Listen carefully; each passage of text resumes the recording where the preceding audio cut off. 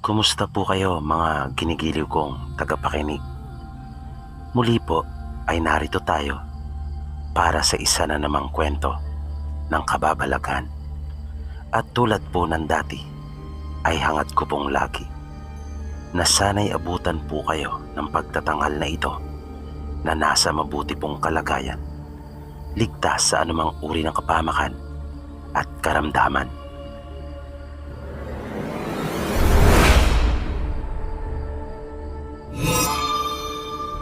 At narito na po ang kwentong tampok natin para sa araw na ito. Halina at atin pong pakinggan. Kumusta po kayo, Sir PB? At sa lahat po ng inyong mga masugid na tagapakinig. Nais ko lang po ibahagi ang aking karanasan. Ako ay kasalukuyan ngayon nagtatrabaho dito sa ibang bansa. At may sarili na rin po akong pamilya. Itago nyo na lang po ako sa pangalang Jane. Nangyari po ito nung ako ay 11 taong gulang. At kasalukuyan noong ipinagbubuntis ng nanay ko ang pang-apat naming kapatid. Bali pangalawa po ako sa amin. Kalilipat pa lang namin noon, mga mag-iisang buwan pa lamang. Dating bahay iyon ng tiyahin ni nanay. At dahil sa umuupa kami noon sa dati naming tinitirahan, kung kaya pumayag na ang aming mga magulang na doon tumira para makamenos na rin kami sa upa. Dahil sa libre lang kaming pinatitira doon upang may magbantay sa kanilang lupa. Isang gabi po ay hindi makatulog ang nanay ko dahil sa sobra daw init. Wala po noon si tatay. Kasalukuyan siyang nasa Maynila at nagtatrabaho bilang isang karpintero. At halos mahigit isang buwan kung siya ay umuwi. At dahil nga sa sobrang maalinsangan na kanyang nararamdaman, kung kaya naisipan ni nanay na utusan ako para buksan ang bintana. Pagtulak ko sa bintana, ay biglang may nakita ako na parang anino na mabilis kumilos doon sa may puno. At parang umiwas na matamaan ng liwanag na nagmumula sa loob ng aming bahay.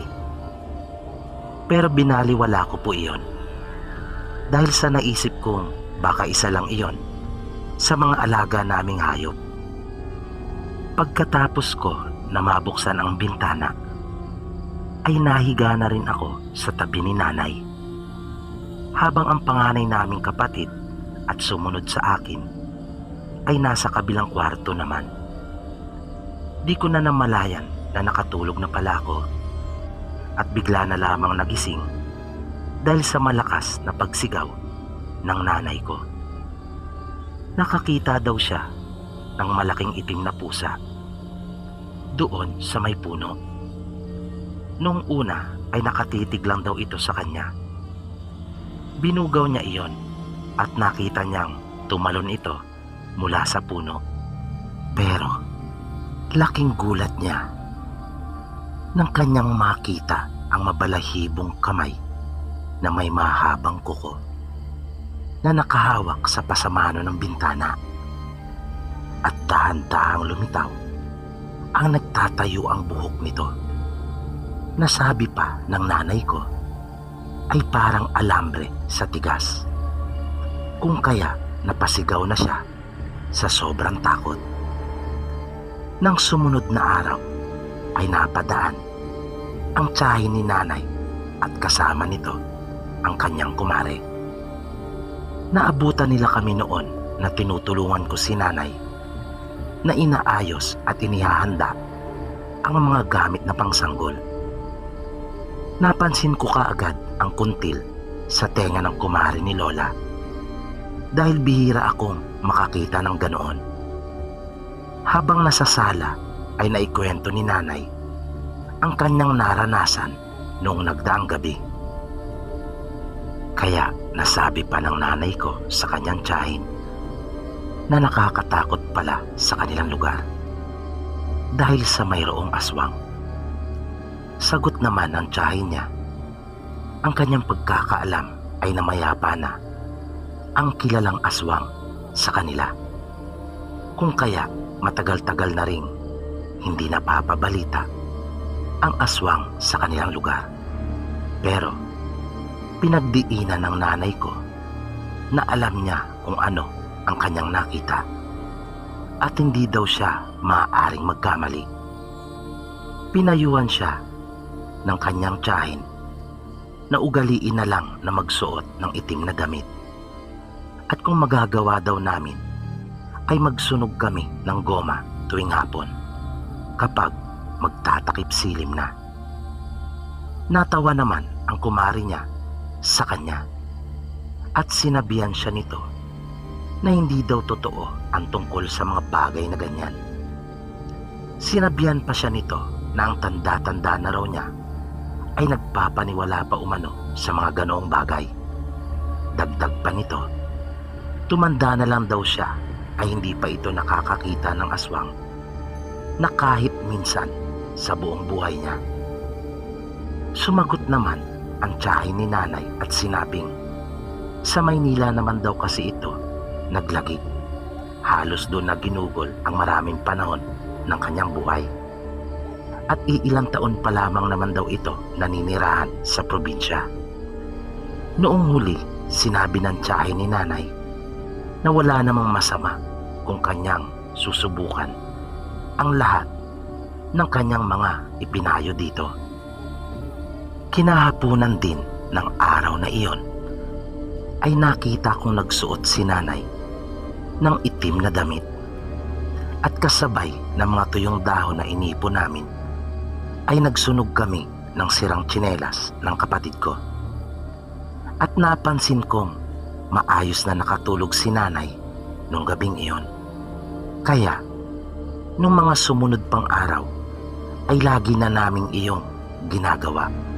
Makalipas lang ang mahigit 1 linggo, ay dumating na ang tatay namin.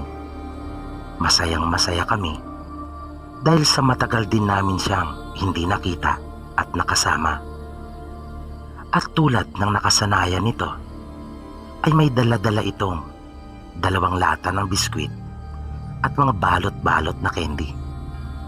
Para kasing tradisyon na iyon sa amin. Noong hapon ay nakisuyo siya sa amin na kung maaari ba daw namin siyang ibili ng tuba dahil sa namiss daw niyang uminom nito.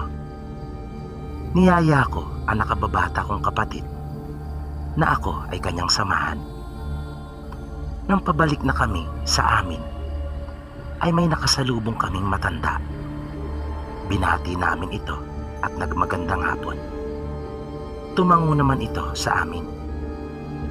Nang nakalampas na kami sa kanya, ay narinig namin ito na nagsabi na dumating na raw pala ang tatay namin. Sumagot naman ako at sinabi kong opo. Muli itong nagsalita habang patuloy na naglalakad at sinabing, di marami pala kayong tinapay. At narinig ko pang nangiti ito. Dahil sa nakita naming patuloy naman ito sa kanyang paglakad, kung kaya binawi ko na rin ang pagkakatitig ko sa matanda at nagpatuloy na rin kami ng kapatid ko. Nagmadali kami ng aking kapatid dahil sa papadilim na at ayaw naming abutan ng dilim sa daan. Lalo pa nga at nalalaman na naming mayroon palang aswang na gumagala sa lugar. Nang dumating kami sa bahay ay madilim-dilim na. Tumulong ako kay nanay sa pag-aasikaso sa kusina. Napansin kong hindi siya nakasuot ng itim nung oras na iyon. Sinabi niyang wala na siyang damit na kulay itim. Nang magpapahinga na kami, ay doon na ako natulog sa kwarto naming magkakapatid. Maaga naman nakatulog si tatay dahil siguro sa pagod at sa kanyang nainom. Nagbabasa ako noon ng pocketbook na pasalubong sa amin ni tatay. Di ko natanda ang eksaktong oras noon pero malalim na ang gabi. Naririnig ko noon sa kabilang kwarto na tila hindi na naman makatulog ng maayos si nanay. Tiningnan ko ang kuya ko. Bala ko sanang yayain ito para silipin si nanay pero tulog na siya. Ibinaba ko na ang binabasa ko at nakiramdam pang sandali. Nang marinig ko uli si nanay ay nagpasya na akong lumabas ng silid namin. Maliit lang po ang bahay namin. Bali ang kalahati ay yung 2 kwarto na magkatabi. Pagkatapos yung kalahati naman ay yung pinakasala, kainan at kusina. Ang kwarto po namin ang tapat noon ay sala. Habang ang kwarto naman nila nanay, ang katapat naman noon ay yung kainan. Paglabas ko ng kwarto namin ay nagulat ako nang makita ko ang isang malaking itim na pusa na tila nakasilip ito sa kwarto nila nanay. Agad ko iyong binugaw. Kahit pa nga natatakot ako dahil sa ikinuwento ni nanay na nakakita muna siya ng pusa bago yung nakita niya sa may bintana. Parang nagulat naman yung pusa at agad na nagtatakbo. Lumika pa nga ito ng ingay ng malakas na bumangga sa mga lata ng tinapay. Dumampot pa ako ng tsinelas at sinubukang batuhin iyon. Narinig ko ang boses ni nanay na nagtanong kung ano raw iyon. Sinabi ko na mayroong pusa. Nang masiguro kong wala na ang pusa, ay bumalik na ako sa aming kwarto. At di ko na narinig pa si nanay na nagrereklamo dahil sa sobrang init. Kinaumagahan, tinanong ko ang aking kuya kung nagawa ba nilang makapagpausok kahapon. Sinabi nitong hindi dahil sa nangahoy daw siya at nag-igib pa ng tubig pagdating. Nagtanong ito sa akin kung bakit. Umiling lang ako at sinabing wala. Nang mga bandang 9:00 ng umaga ay dumating ang tiyahin ni nanay at kasama nitong muli ang kanyang kumare. Nabalitaan daw niya na dumating si tatay, kung kaya ipapagawa daw sana nito yung cabinet nila sa bahay. Pumayag naman si tatay at sinabing susunod na lamang siya sa kanilang bahay. Pinagmeryenda namin sila ng tinapay at kape. Napansin kong hindi dumadampot at parang naiirita ang kumare ng tiyahin ni nanay. Nang sabihan ito ni nanay ng tinapay ay tumanggi ito at hindi daw siya mahilig sa tinapay. Nang maubos na nila ang kanilang kape ay umalis na rin sila. Mga 1 oras lang makalipas noon ay umalis na rin si tatay para pumunta sa bahay ng tiyahin ni nanay. Hapon na ay wala pa rin si tatay, kaya pinasundan ni nanay kay kuya si tatay kanila lola. Ako naman ay nag-igib at nagpakain ng manok. Nang biglang nakaramdam ng hapo si nanay, kung kaya ako na rin ang nagsaing at nagluto ng ulam. Pinagpahinga ko na lamang siya sa kwarto. Gabi na nang maalala ko na hindi pala ako nakapagsiga ng mga tuyong dahon at goma, kaya kinabahan ako dahil nasisiguro kong magpaparamdam na naman ang aswang.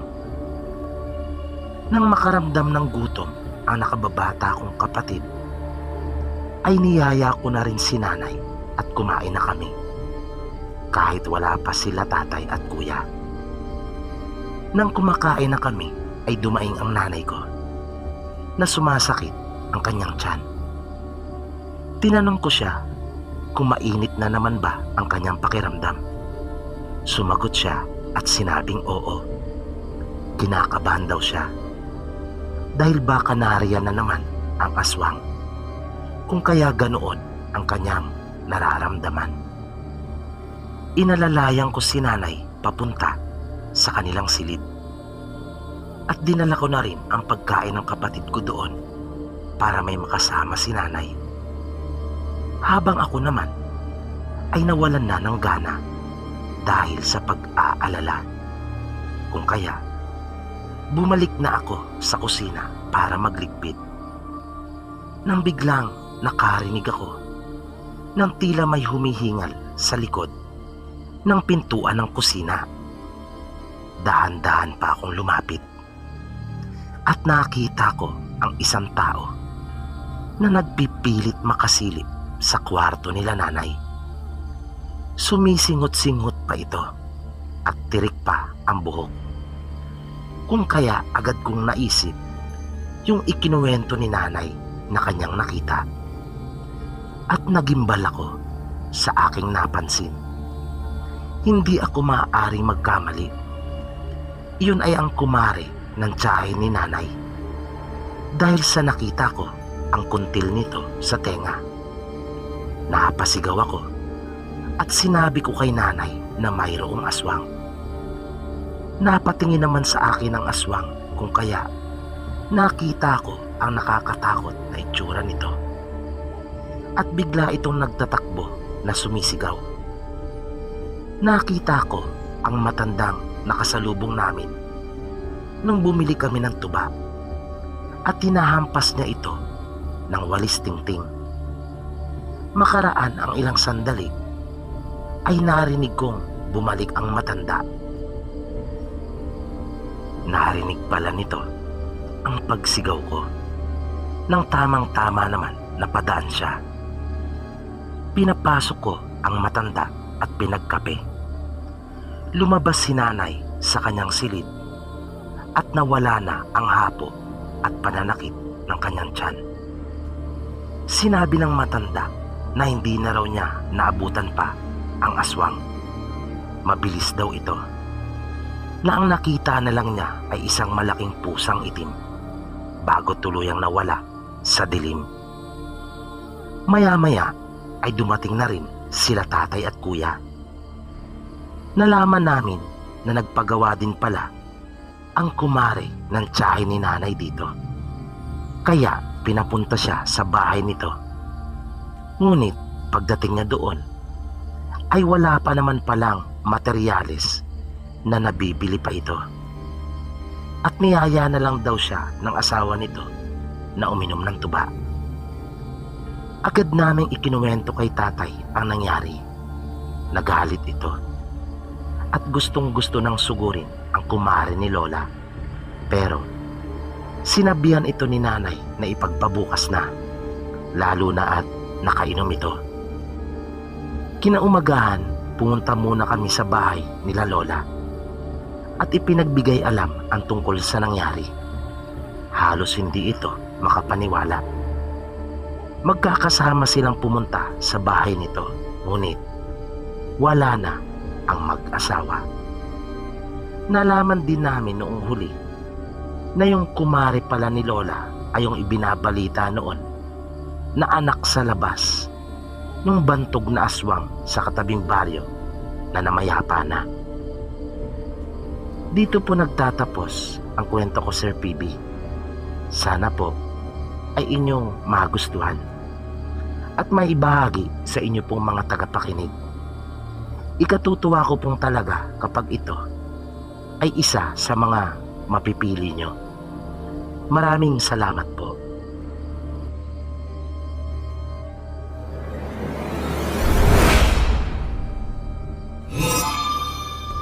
Kumusta po kayo, Sir PB? At sa lahat po ng masugid nyong mga taga-subaybay. Ako po ay isang OFW at naging libangan ko na ang pakikinig sa inyong mga kwento. Salamat din po sa mga patuloy na nagpapadala sa inyo at ibinabahagi ang kanilang mga karanasan. Dahil sa kahit paano ay nababawasan ang lungkot ko po dito. Ang totoo po niyan, isa ako sa maraming mga tao na hindi naniniwala tungkol sa mga engkanto at aswang. Pero nagbagong lahat iyon nang nagbuntis ang aming ina sa panlima naming kapatid. Medyo may kasipagan din kasi ang tatay ko. Sundalo po siya at madalas ay hindi namin ito nakakasama. Kung kaya siguro ganon. At mabilis din daw po talaga kasing magbuntis ang aming ina. Minsan po, habang nag-iigib kami ng nakababata kong kapatid, ay narinig naming sumigaw ng ubod lakas ang aming ina. Kung kaya nagmamadali kami ng kapatid ko na umuwi ng bahay upang alamin kung bakit. Mag-isa lang po siya noon sa bahay dahil sa ang aming dalawa pang kapatid ay nangangahoy naman. Bali pangalawa po ako sa aming magkakapatid. Pagpasok po namin sa bahay ay nakita naming namimilipit siya sa papag at sapu-sapu niya ang kanyang tiyan. Nilapitan namin si nanay at inalalayan. Di ko po alam kung ano ang aking gagawin. Inutusan niya akong kunin ko ang kanyang pampahid. Medyo humupa ang pananakit ng kanyang tiyan matapos niyang mapahiran iyon. Nagkwento siya sa amin na parang may biglang dumagan sa kanya at hindi siya makagalaw. Natutulog po kasi si nanay nang amin siyang iwan. At naramdaman niya na parang iniaangat ang kanyang damit. Kung kaya namuwersa siya upang makagalaw. Nawala lang di umano ang tila nakadagan na iyon sa kanya nang siya ay makasigaw. Yun po ang unang pagkakataon na makarinig ako ng hindi pangkaraniwan. Makalipas lamang po ang isang araw ay naulit ang pangyayaring iyon. Noon naman po ay gabi nang bigla kaming magising dahil sa sigaw na nilikha ni nanay. Napaulit-ulit niyang sinasabi ang mga katagang wag at ayaw ko. Nang makita po namin siya ay nagpupumiglas ito na parang gusto niyang kumawala. Niyugyug namin siya at bigla siya nagmulat ng mga mata. Ang sama daw ng kanyang panaginip. Butil-butil ang pawis ni nanay at hapong-hapo siya. Kinunan siya ni kuya ng tubig at pinainom. Sa kanyang panaginip ay nakita niya umanong hinahawakan siya ng isang maitim na lalaki sa magkabilang kamay at nakadagan ito sa kanya. Kinabahan kaming magkakapatid sa sinabi ng aming ina. Nasabi namin sa aming mga sarili na sana ay umuwi na si tatay. Dahil wala naman kaming malapitang iba. Dayo lamang kami sa lugar. Na wala kaming mga kamag-anak doon.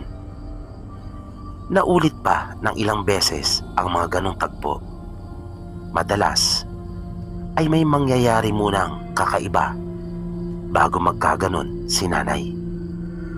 Nakaririnig kami ng malalakas na hangin na maririnig mo ang mga dahon at sanga ng puno sa labas ng bahay dahil sa lakas noon na akala mo pa nga ay may bagyo. At masusundan iyon ng mga yabag na akala mo naman ay may mga nakawalang hayop na nagtatakbuhan palibot sa aming bahay. Makalipas ang ilang araw ay dumating ang aming ama. Laking pasasalamat namin.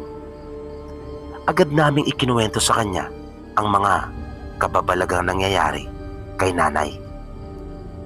Kinagabihan ng araw na iyon, natatandaan kong maaga kaming nakatulog ng mga kapatid ko. Panatag kami dahil sa may kasama na si nanay sa silid. Pero mas nakakagimbal ang mga sumunod na pangyayari. Naalimpungatan na lamang kaming magkakapatid ng mga madaling araw nang marinig namin ang kaguluhan. Nang pumasok kami sa silid nila nanay, ay nakita namin siyang dinudugo na at namimilipit sa sakit. Si tatay naman ay panay ang pagwawala na parang may kalaban ito. Umiiyak na noon si nanay, kung kaya kami ay naluha na rin. Nilapitan namin siya at niyakap. Akala pa nga namin noong una ay nag-away sila ni tatay. Panay ang pagmumura ni tatay na nakadungaw ito sa bintana. Narinig ko pa noon sa aming ama na sinabi niyang malakas lang daw ang loob nito dahil sa hindi nakikita. Na naisip ko tuloy na marahil ang tinutukoy ni tatay ay yung sinasabi ni nanay na maitim na tao na kanyang nakikita sa panaginip. Kinilabutan talaga ako nung mga oras na iyon. Nang sumikat ang araw ay maaga pang umalis si tatay. Di namin ito makausap dahil sa mainit ang kanyang ulo. Di pa rin kasi humuhupa ang galit nito. Makaraan ang mahabang oras ay bumalik ito na mayroon ng kasamang matanda at ilang kaibigang sundalo. Nagtanong-tanong pala ito kung saan mayroong manggagamot. Tiningnan si nanay ng albularyo. Lumabas sa kanyang pagsusuri na may gumagambala daw dito. Nagustuhan ng aming ina ng isang engkanto. At nagalit daw ito nang makitang katabi ni nanay si tatay. At siya ay nagdadalang tao. Napasuntok si tatay sa dingding nang marinig ang sumunod na sinabi ng manggagamot. Wala na di umano ang aming kapatid dahil sa sapilitang kinuha iyon ng engkanto sa sinapupunan ng aming ina. Nakita ko sa unang pagkakataon na umiyak ang aming ama. Nakasilip lang kami noon sa pintuan ng silid at matamang nakikinig. Sinabi pa ng matanda sa aming ama na lapitin daw talaga si nanay ng mga di pangkaraniwang nilalang. Naniniwala naman si tatay sa matanda dahil sa pangalawang magkasunod na pagkakataon na iyon na nakunan ang aming ina dahil sa kagagawan ng mga engkanto. Kaya nga kami napilitang lumipat. Ngunit ganon din pala ang kahihinatnan at sasapitin ng aming ina. Kaya galit na galit si tatay. Binigyan ng matanda si nanay ng pangontra sa mga elemento. Ngunit pinayuhan pa rin niya kaming lumipat na lamang dahil sa marami umanong mga engkanto ang naninirahan sa paligid ng kinatitirikan ng aming bahay. Kung kaya nakiusap si tatay sa kanyang opisyal. At dahil sa maganda naman ang record at performance niya sa kanyang serbisyo, kaya pinayagan naman ito. Napadpad po kami sa isa pang probinsya. Doon siya napiling maidestino ng kanya pong officer. Hindi ko na lang po babanggitin ang pangalan ng lugar. Nang mga ilang araw na kami sa bago naming tinitirahan, ay may isang matandang babae na madalas dumaraan doon sa amin. At sa tuwing daraan ito ay binibigyan kami ng saging. Pero may napansin ako sa matanda.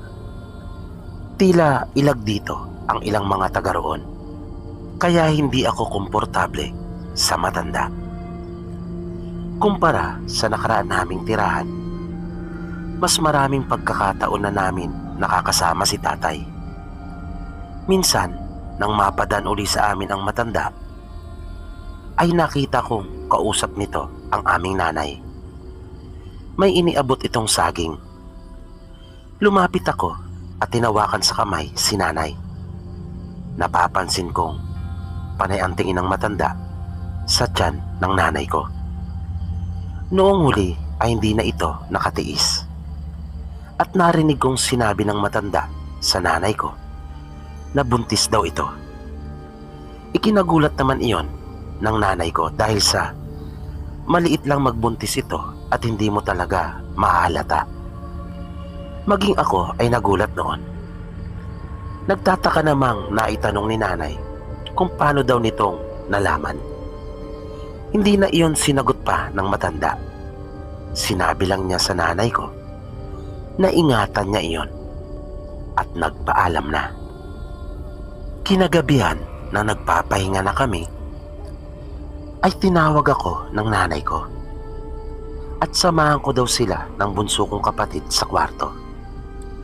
Maliit lang ang bahay namin, para lang talaga iyong kubo. Pagbungad ko sa pinto ay nakita kong tulog na ang bunso naming kapatid. Nang nasa loob na ako ng silid ay napapansin kong hindi mapakali si nanay. Init na init ito.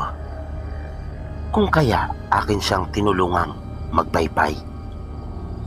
Nasabi ni nanay na napakainit daw. Naupo na lamang si nanay at hindi na humiga pa. Talagang init na init siya nung mga oras na iyon. Maya-maya ay umalingasaw ang isang napakabahong amoy na di nagtagal ay nakarinig naman ako ng tunog ng isang baboy. Bahagyang nakaangat ang sahig ng silid sa lupa. Pero ang aming pinakasala at kusina ay lupa ang flooring. Kaya naisip ko na marahil ay nasa silong ito. Naiinis namang binugaw iyon ni nanay. Nasabi pa nga niya na napakaalinsangan na nga ay makakaamoy ka pa ng mabaho.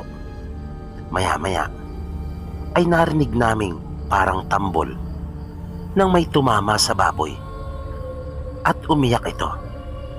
Na narinig namin ang pagtakbo nito palayo.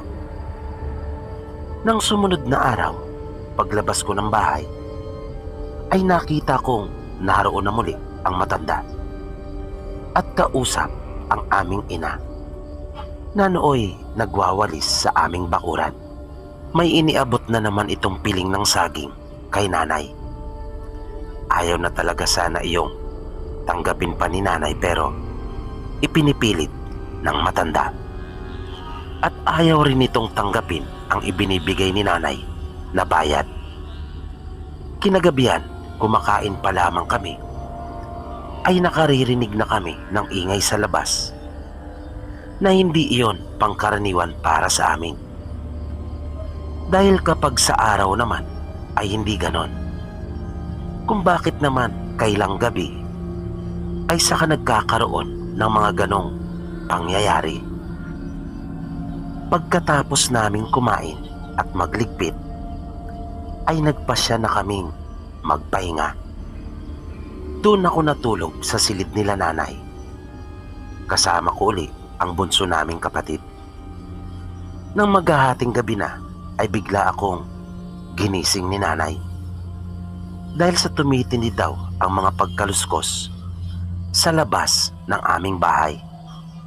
At may narinig umano siyang dumapo sa isang puno malapit sa amin na tila napakalaking ibon noon dahil sa lakas daw ng pagpagaspas ng mga pakpak nito.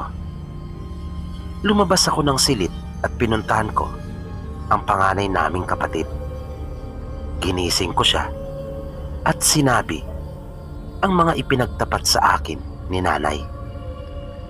Naglakas loob si kuya na labasin iyon upang alamin kung ano talaga ang gumagawa ng mga ingay na iyon. Nagsukbit siya ng itak at kinuha ang flashlight. Sinamahan ko siya. Naramdaman nga naming parang merong naglalakad sa gilid ng bahay. Pagbukas namin ng pinto ay laking gulat namin nang tumambad sa amin ang matanda. Itinulak kami nito ng bagya na pilit pinapapasok sa loob ng bahay. umahangos ito at hinahanap si nanay. Sinabi niyang mayroon daw aswang na nasa labas. Mabilis namin siyang sinamahan sa silid. May hawak ito sa kanyang kamay na parang isang latigo. Inutusan niya ang kuya ko na magpadingas ng apoy at ilagay daw sa baga ang kanyang itak. Ako naman ay sinabihan niyang maghiwa ng maraming kalamansi. Di nagtagal ay nakarinig kami ng mga pagaspas. Nahalata mong nagpapaikot-ikot iyon sa aming bahay. Nagsimula nang sumigaw ang matanda ng katagang sibol. Paulit-ulit niya itong binibigkas.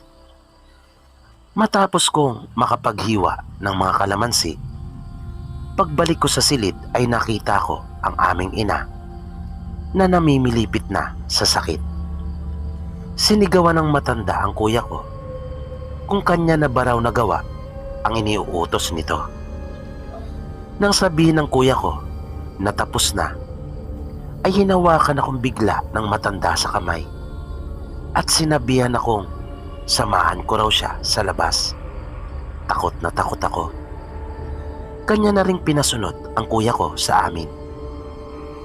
Paglabas namin ng bahay ay biglang gumalaw ang sanga ng isang puno.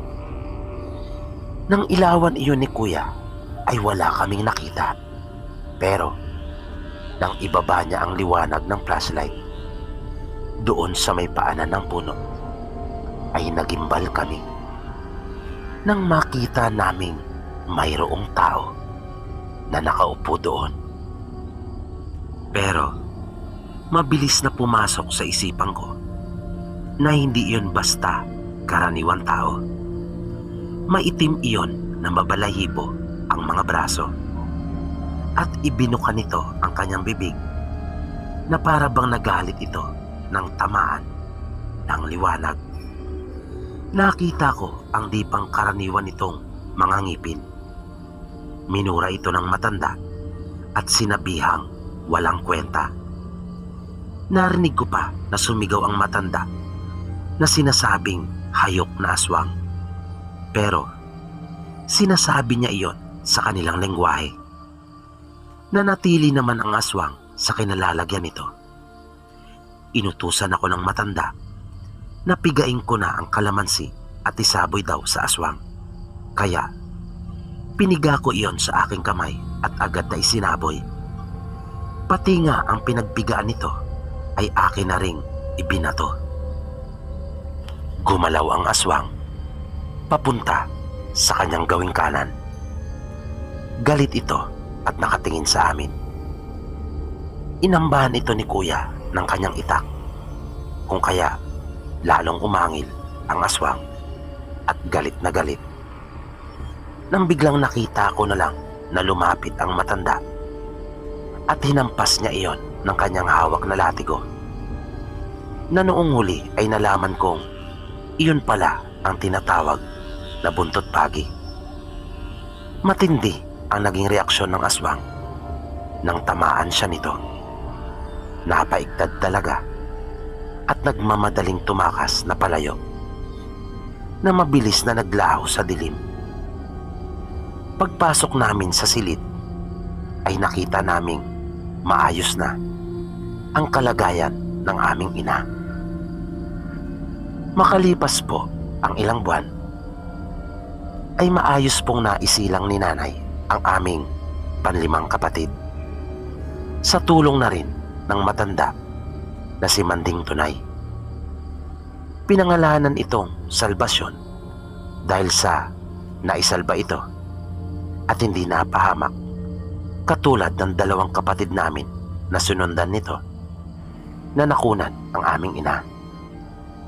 Sa sobrang bait ng matanda ay kanya pang ipinamana sa amin ang kanya pong buntot pagi na hanggang sa ngayon ay nasa amin pang pangangalaga. Pinakunan ko sa amin ng larawan at ipinasend ko po sa akin para maipakita ko na rin sa inyo at nang sa ganon ay makita rin ng iba pang mga tagapakinig nyo na hindi pa nakakakita kung ano ang buntot pagi. At kaya naman pala ilag sa kanya ang ibang taga roon sa amin noong mga panahon na iyon ay dahil sa yun pala ang mga may lahing aswang sa lugar. Hindi nila magawang mabasta-basta si Manding Tunay dahil sa may nalalaman pala ito pagdating sa mga bagay na iyon. At iyan po ang aking karanasang hindi ko po makakalimutan. Sana po ay magustuhan nyo. More power po Sir PB sa inyong programa at sana ay patuloy nyo pa po kaming handugan ng mga magagandang kwento ng kababalagan at mga karanasan.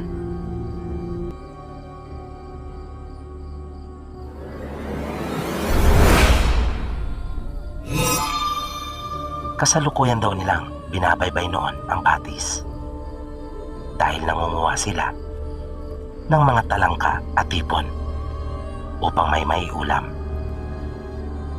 Habang abala sila na binabaliktad ang mga bato, ay biglang may kumaluskos at naggalawan ang mga halaman sa gawin nilang itaas. Matapos na mahulog at gumulong ang isang bunga ng nyog, kung kaya napatingin sila sa puno kung saan nanggaling ang bunga. Nahintakutan sila nang mula doon ay kanilang makita ang isang nilalang na noon pa lamang nila nakita sa tanang buhay nila. Dahil sa takot ay mabilis silang nagtatakbo. Nagkapigtas-pigtas ang kanilang mga suot na tsinelas dahil sa pagmamadali. Halos lumaylay na sa isang balikat ang damit ng kuya ni Kaloy dahil sa pagkakahawak niya dito.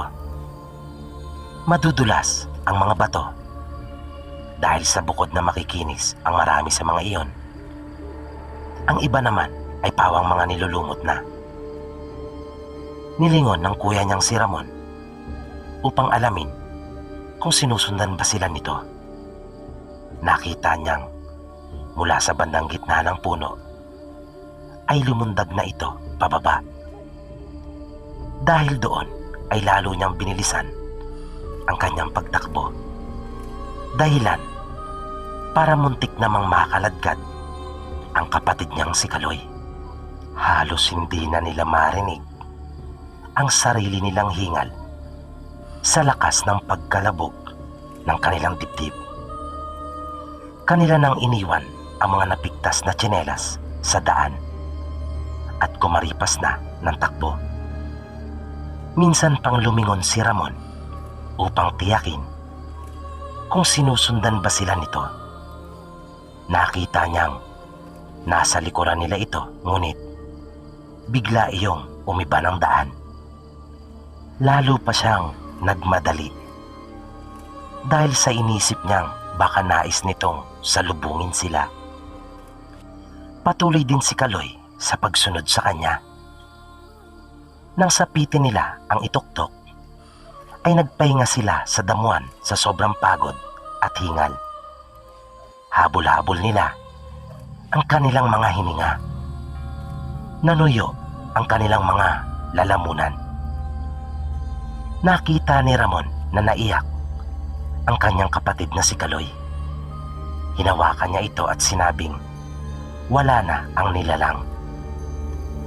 Nang dumating sila sa kanilang bahay, ay agad nilang ikinuwento ang kanilang nakita. Inilarawan ni Ramon sa kanila ang itsura nito. May katawan ito na katulad sa tao, ngunit kumikilos at tumatakbo na parang hayop na may 4 na paa. Mahaba ang uso nito at ganun din ang tenga. At may balahibo ito sa kanyang mga braso, sabi naman ni Kaloy. Sinabi ng kanilang mga magulang na baka naman talunon ang kanilang nakita. Ang talunon na sinasabi sa kanila ay baboy ramo. Sumagot si Ramon at sinabing nasisiguro niyang hindi talunon ang kanyang nakita. Napansin nila ni Kaloy na natakot ang tatlo pa nilang mga kapatid. Kung kaya, itinigil na nila ang pagkukwento tungkol dito. Minsan, namasyal sa kanila ang kapatid ng kanilang ina. Tamang-tama naman dahil katatapos lang mananggot ng kanilang ama. Inutusan si Ramon ng kanilang ama na mag-ihaw ng tuyo para mayroon silang maipulutan. Habang nag-iinuman ng tuba, ay nagkwento ang kanilang tiyuhin ukol sa napapabalitang aswang sa kanila. Nagiging matunog di umano ang usap-usapan tungkol dito. Dalawa na sa kanilang mga kababaryo ang nakunan. At ang kanilang hinala ay aswang ang siyang may gawa nito. Kaya, naikwento rin ng kanilang ama ang tungkol sa naging karanasan nila noong mga nagdaang araw na nang ilarawan ito nila Ramon sa kanilang tiyuhin, ay kinumpirma nito na ganun din ang sinasabing itsura ng mga nakakita sa aswang doon sa kanilang lugar. Lumipas pa ang mga oras. Tanging silang apat na lang nila Kaloy ang gising at patuloy na nagkukwentuhan habang umiinom ng tuba. Nang biglang marinig nila ang huni ng aswang, agad na sumigaw ang kanilang tiyuhin at sinabing hapita ang asin sa lusong. Nang ibig sabihin nito ay kanyang daanan ang asin sa bayuhan ng palay. Tumahimik na sandali. Nawala ang huni ng aswang. Nakiramdam din silang apat. Sa pagkakataong iyon, ang ama naman nila Kaloy at Ramon ang siyang sumigaw at nagsabi noon. Ilang sandali lang ay narinig nilang muli ang huni noon. Tumayo ang tiyuhin nila at lumapit ito sa bintana. Sumigaw itong muli at kanyang pinagmumura ang aswang. Narinig nilang tila naging agresibo naman ang paghuni nito. Muling nagsalita ang tatay nila Ramon at sinabihang duwag ang aswang. Paulit-ulit pa nitong sinabi na kanya itong kikilawin sa oras na magpakita.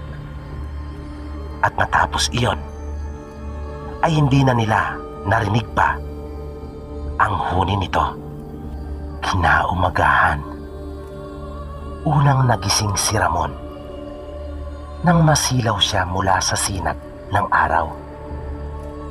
Nang tuluyan na niyang imulat ang kanyang mga mata, ay napansin niya kaagad na may bahagi sa kanilang bubong na pawid ang natuklap.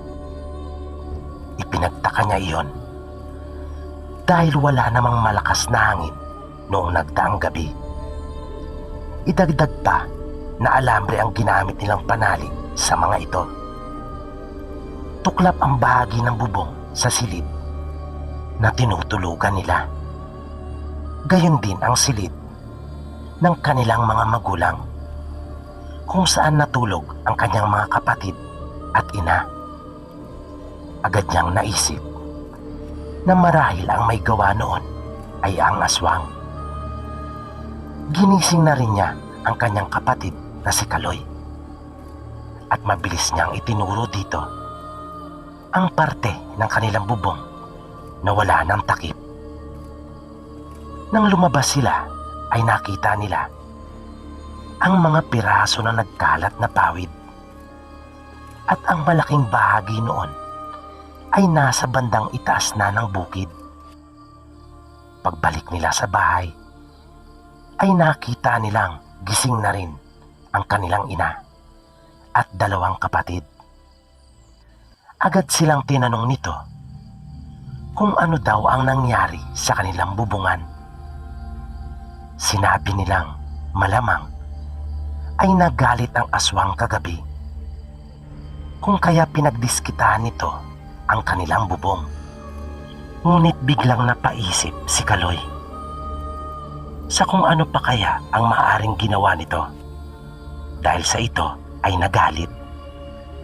Kinabahan siyang bigla. Nagtaka ang Kuya Roman at nanay niya sa kanya. Nang mabilis niyang tinakbo ang silid kung saan natutulog pa ang bunso nilang kapatid. Di nagtagal ay napasunod na rin sila Ramon at nanay nila kay Kaloy. Dahil sa narinig nila ang malakas na pagsigaw nito. Pagpasok nila ng silid ay naabutan nila itong umiiyak. At nakita nila si Toto. May sugat ito sa kanyang leeg at hindi na humihinga. Wala talaga sa hinuha nila. Nasasapitin iyon ng bunso nilang kapatid.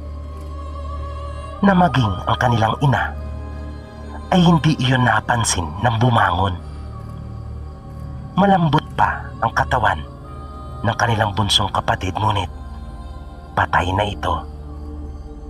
Nagsipasukan na rin sa silid ang iba pa nilang kapatid. Maging ang kanilang tiyuhin ay hindi makapaniwala. Nagkaingay na sila sa kanilang bahay. Nag-iyakan na ang lahat niyang mga kapatid. Nagtaka sila kung bakit sa kabila ng kanilang ingay ay hindi pa rin nagigising ang kanilang ama. Kaya pinuntahan ito ni Ramon. Doon niya nalaman na hindi rin maganda ang lagay nito. Wala itong malay ngunit may hininga. Maputla ito. Nang palibot ng mga mata ay nangingitim. Kung kaya tinawag niya ang kanilang ina. Nakiusap sila sa kanilang tiyuhin na kung maaari ay humingi na ng tulong sa manggagamot. Mabilis naman itong kumilos at nagpunta sa kilalang manggagamot sa kanilang lugar. Nang bumalik ito ay marami ng mga tao na tumutulong at nag-aasikaso sa bunso nilang kapatid. Kasama na nito ang manggagamot. Nang tingnan nito ang bata at hawakan, ay sinabi nitong walang duda na aswang ang may kagagawan noon. Sunod na pinuntahan naman nito ang kanilang ama at agad na sinuri. Sinabi ng manggagamot na hinawaan ito ng aswang. Na ayon pa dito ay niluwayan ito sa kanyang tenga. Ipinagpatuloy pa nito ang gamutan. Dahil sa maraming tao ang naroon, kung kaya sinenyasan ng manggagamot ang kanilang ina. Nagpunta sila sa may kusina at doon sinabi ng manggagamot kung sino ang aswang na gumawa noon sa kanila.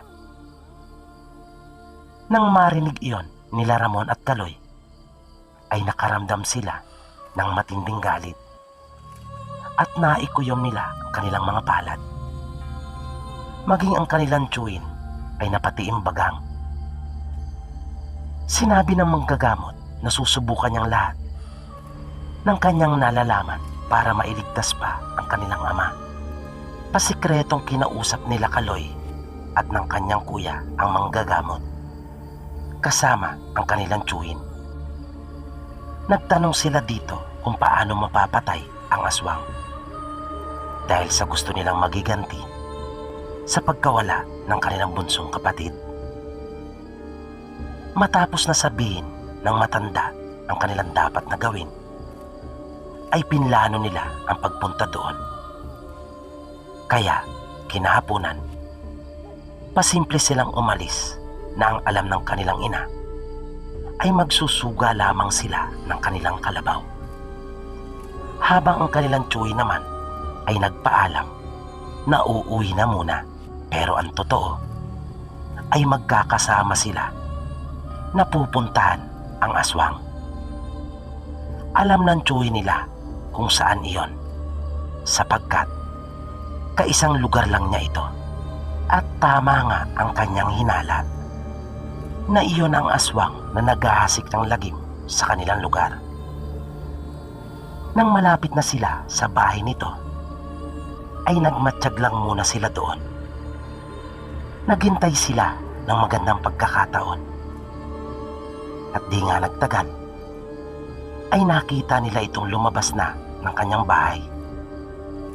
Naglakad iyon papunta sa Ilaya, kung kaya nagmamadali silang sumalisi.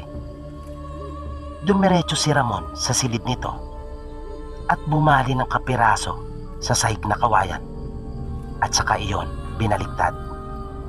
Halos di siya makatagal sa lansa ng amoy na umaalingasaw. Samantalang sila Kaloy naman at Chuy nito ay dumiretso sa lutuan at ibinaliktad naman ang isang panggatong. Matapos nilang maisagawa iyon, ay nagmamadali na silang lumabas.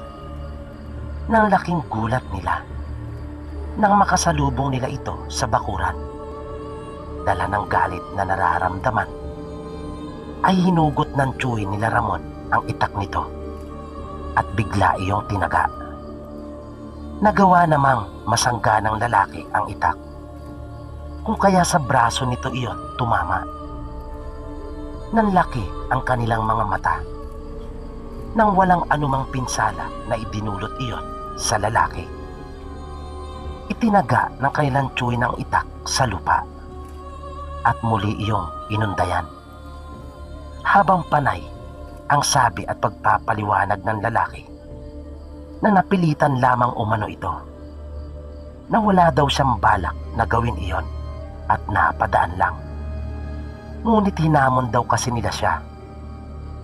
Paulit-ulit pa na tinaga iyon ng kanilang Chuyin, na parang wala siyang naririnig na anuman sa mga sinasabi nito. Narinig pa nila Kaloy na nagmakaawa ito sa kanilang Chuyin, pero patuloy lang ito sa kanyang ginagawa. Bingi na ito sa mga sasabihin pa ng lalaki. Nang umandusay ito sa lupa, ay saka palang tumigil ang kanilang Chuyin. Palabas na sana sila ng bakuran nang marinig nila itong biglang tumawa.